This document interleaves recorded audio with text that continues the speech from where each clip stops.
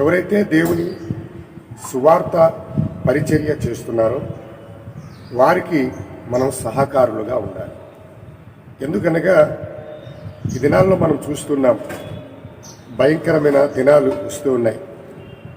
ఎక్కడ చూసినా మందిరాలు కూలగొడుతున్నారు, సేవకులను హింసిస్తున్నారు, మందిరాలు కాల్చివేస్తున్నారు, సువార్తను అడ్డుకుంటున్నారు.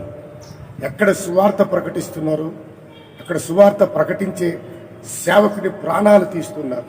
భయంకరమైన దినాలు ఇప్పుడు మనం చూస్తున్నాం.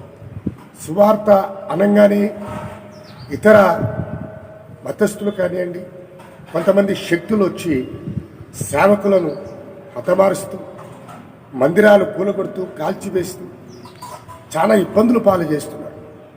సువార్త అనేది ప్రియులారా గమనించండి, తగ్గిపోవటానికి సాతాను అనేకమైన కుట్రలు చేస్తూ ఉన్నారు.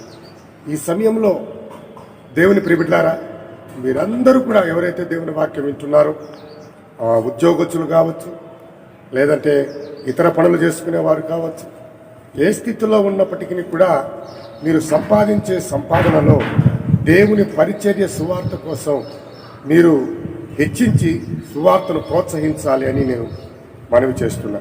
పరిశుద్ధ గ్రంథంలో ఫిలిప్పీలకు రాసిన పత్రిక 4వ అధ్యాయం 3వ వచనంలో చూస్తే, అవును నిజమైన సహకారులు అనగా ఆ సహకారుల పేర్లు జీవ గ్రంథంలో ఉంటాయి అని రాశారు.